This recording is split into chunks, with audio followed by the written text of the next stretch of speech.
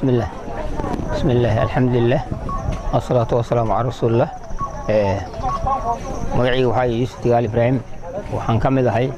odayaasha deegaanka Dadaab ee magaalada Dadaab aan ka mid ahay waxaan ka qayb galay maanta shir ka dhacay ama tababar ka dhacay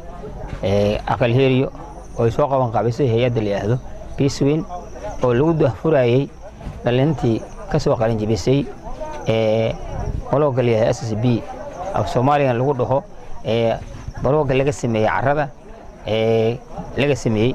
ayaa maanta lagu dahfurayay wayna soo bandhigoodana waan aragnay aad baan ugu qanacnay waana arrin aad qiimo badan weeyaan arintayda waad ka soo qayb gasheen maadaama mas'uuliyiintii ka soo qayb gashay ka mid ahaydeen maxaad ka fahanteen oo idinkaga baxay waxaan ka fahmay arrintan ayada in la qaadan karo oo wax qiimo leh ka soo baxay dadkana ay dhalinyaradana ay ka fudeyn karto oo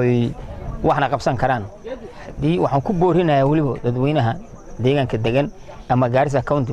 arrinta ayada in la qaato oo dhismaha laga sameeyo guri laga dhisan aragnay oo soo arnada koor waana guri qiimo leh kana raqiisan guri hore waxaan kaloo ku boorinayaa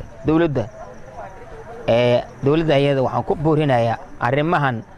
qaxootiga ee baabi'iyay deegaankan aan deganahay ee dhirta baabi'inayo ee marka joojisay inaan arrimaha SSB aan la socon karin ee la joojiyo ay ka hadashay waxaan jecelahay arrinta in la fasaxo oo lagu fasaxo qaxootiga la siiyo oo loo dhiso guriga ayaga sida dhirtii ay uga baahi beelaan oo dhirta loo joojiyo dhawaatada Garissa yaan ku boorinayaa